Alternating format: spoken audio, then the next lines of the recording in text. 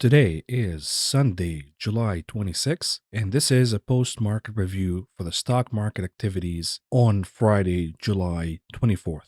The Dow Industrial Average closed down 182 points or 0.68%. The S&P 500 closed down 20 points or 0.62%. The Nasdaq remains the underperformer here, down 98.24 points or 0.94%. When we look through the heat map, we can see that most sectors were muted or trading in the red. Exception, of course, the gold miners, and some names in the semiconductor sector like Taiwan Semiconductor and AMD. Of course, on the heels of Intel's earnings, Intel had really bad guidance regarding their next generation chips, and AMD, of course, benefiting from that news. In this video, we will look at the charts. We will look specifically at the tail of three consolidation boxes, and that would give us a lot of hints regarding where we are right now in the market and in our specific consolidation right now. We will look at two very important levels in the stock market and how the market behaved around them so far. That would tell us and give us a lot of hints of how the market would react in the future around the current important level that we are at right now. That will present us with the bull case versus the bear case. We will debate them, we'll look and dig for more evidence and come up with a conclusion and a rational understanding of where the market stands right now. You are now looking at a daily chart of the SPY. Let's take a look at the consolidation box that we are at right now. This box was a lot smaller when we identified it a few weeks ago, and I said that either we're going to see a reversal from inside the box, which was much smaller than it is right now, or that we're going to reach the double top, which is the top that we made right here, where it coincides with a major resistance line, and we will reverse from there. While we did initially reverse from the resistance line from the double top right around here on July 13th, this is exactly the date where I started shorting specifically the technology sector. We've actually now broken through the resistance, a little peak, and reversed once again. I warned you about this scenario a few days ago. I said they're not going to make it easy. They will fool everyone into thinking that we are breaking through the resistance line this easily, sucking in as many buyers of the market and making as many shorts feeling stupid. And then they will pull the rug and reverse the market. This is exactly what is happening right now. A few weeks ago, we identified two boxes, two similar consolidation boxes, and they basically represented the bull case versus the bear case on how this particular consolidation box that we are in right now will resolve itself. The bull box, of course, is the consolidation we've seen during August of 2019. You can see very similar pattern here, and it eventually resolved itself to the upside, and we saw the massive rally from October 2019 all the way to February of this year. The bear case, of course, was the breakdown of October 2018. We saw a consolidation before we broke further. That case is now out of the picture because it doesn't look similar at all to the consolidation box that we have right now. So we will take this off the chart. We are now left with two cases. The bull case remains intact, remains looking the same. And the argument, of course, here is, yes, we will have a reversal here, but that reversal will be a little bit of a sell-off. It will create a dip. Buyers will come in. They will buy the market and rally us to the upside again. The bear box or the bear case says that this box is eerily similar to the box we've seen during February of this year. We've seen a little bit of a sell-off and a bounce from a support, and then we marched a little higher, sucking everybody in, thinking that it is safe to invest and go long the market. And then we saw the breakdown and the big correction during February. The argument here is, of course, that this consolidation is very similar in look to this one right here. And the argument, of course, that the consolidation box that we are in right now will resolve in the same fashion as the consolidation box from February 2020 resolved itself, a breakdown, and a big correction. To understand which case will prevail here, we need to look at further information. And the more we dig into the chart, the more information we find. These two levels, 286 and 323, are the most important levels in the market right now. Let's take a look at the 286 level. That was a major resistance that created the correction during January of 2018, and we couldn't break through this level. Every time we peek through it, we have a correction. Every time we peek through it, we have a correction. And when we finally broke through the resistance line of 286, it actually acted as very good support for the market, and it prevented it from breaking down.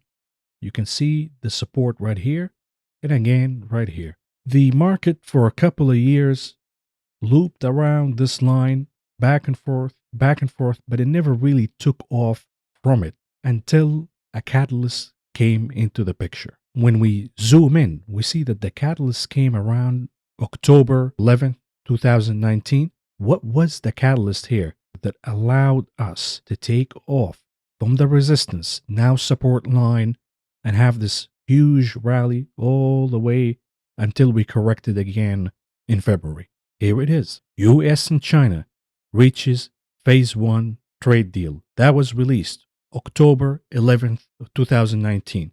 As you can see right here, October 11th, 2019 was the date when we said goodbye to this line right here, the 286, and we marched all the way to all times high.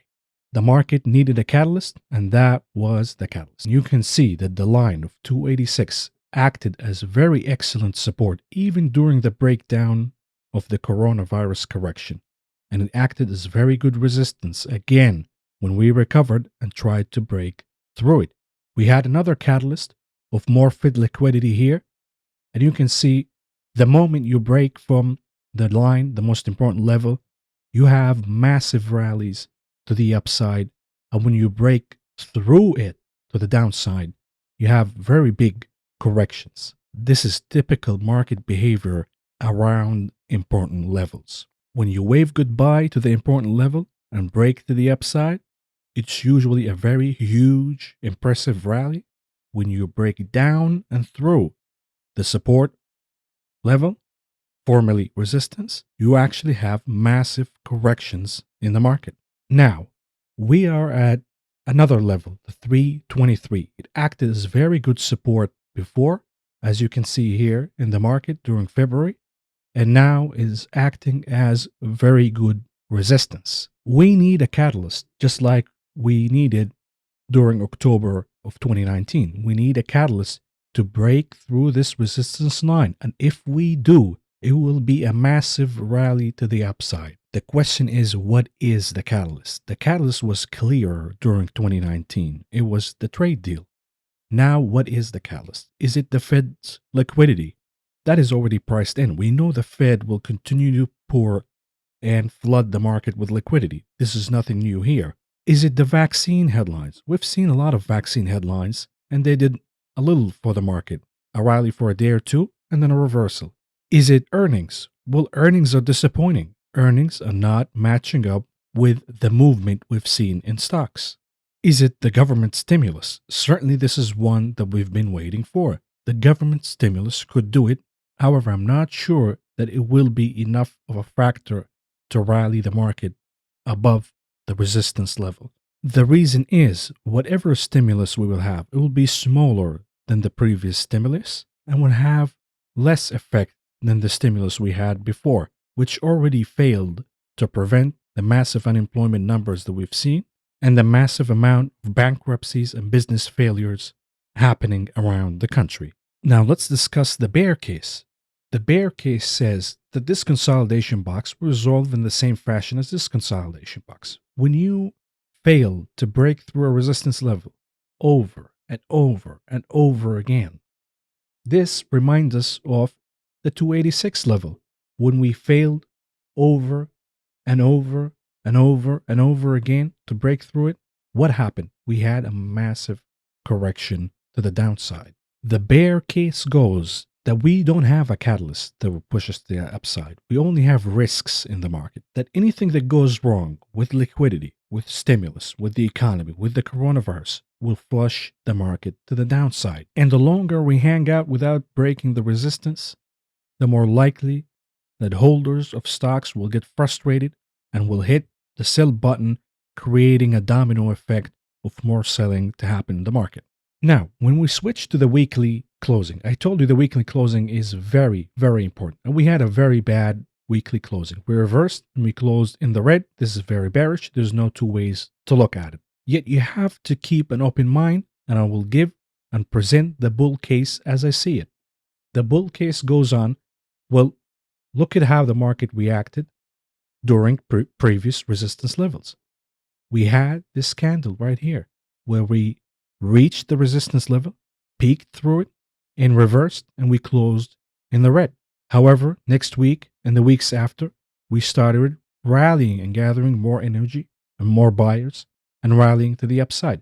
Why can't this candle from the week that we closed, the 20th of July, be similar to the candle right here of 27th April 2020, the week of the 27th of April? Why can't it be the same scenario? And that is a very valid case. To answer the question of the bulls versus the bears, which side has the best argument, we need to dig more for more information to find out where we are in the market. And when we dig more, we find that insiders, unlike the candle right here during 27th of April, the week of the 27th of April, are now selling, net sellers of stocks versus buyers as they were back here. Report after report after report is showing us that executives and corporate insiders are selling their stocks and jumping the ship. Let's dig in a little more specifics. Here is the top insider trading activities last week. As you can see, it is a sea of red. The rats are jumping the ship and they're becoming richer in the process. Which case are you leaning toward right now, the bull case or the bear case, when the insiders themselves are selling stocks?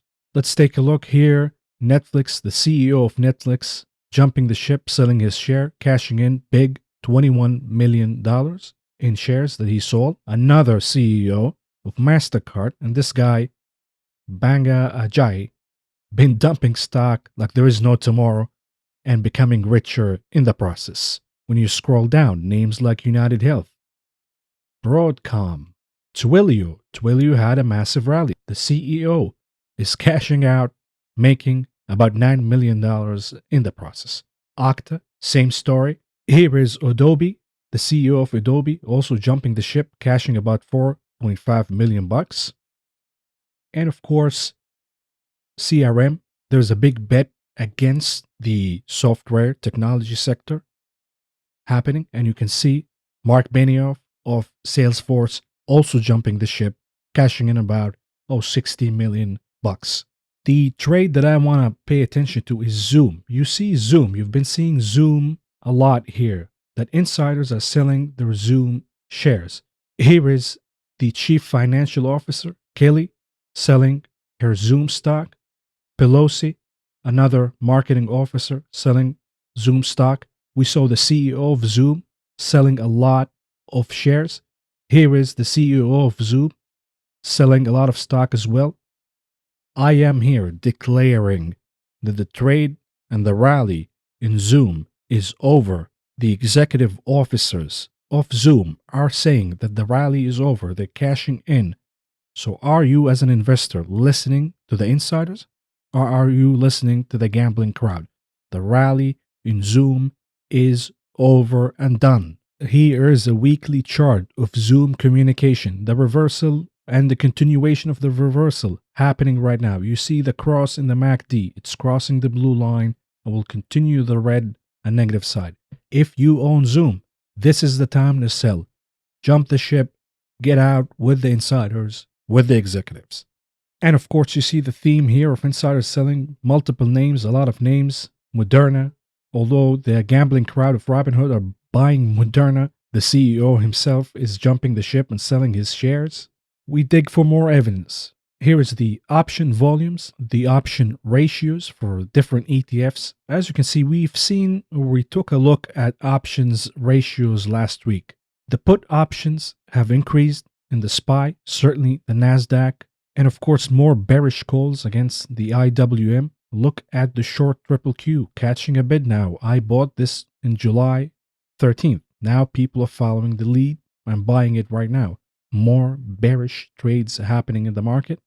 You can see the UVXY. It increased from 60% last week, a little over 60%, to 80% now. The formation in the market is changing to the bearish side in favor of the bearish case. And we can see more bearish bets against the LQD, the investment grade corporate bonds. 77% of the options bought on Friday were put options. And here's the trade that I want you to pay attention to, the IGV, the software ETF. 98.2% of the options bought on Friday were puts. A lot of investors are placing the bets that software names will break down this week and in the weeks to come. So let's conclude. Going back to the SPY weekly chart, bad close. However, we've seen that bad close before when we reach a resistance line like we reached before. However, when we dug more information about insider activities and option volumes, we can say with certainty that the bear case wins as of right now, that the market will break down and will have another correction similar to the consolidation box that we had in February and the breakdown that followed after. Again, this is not a biased conclusion. This is a conclusion based on facts and ration. You saw that I looked at the insider activities and I looked at the activities in the options market. And when you also combine that with the valuation of certain sectors, you come to the conclusion that yes, we have reached a market top and we are very, very ready to reverse and correct for at least 10%. If you found the information presented in this video helpful, please subscribe, press the like button, the notification button, and follow me on social media.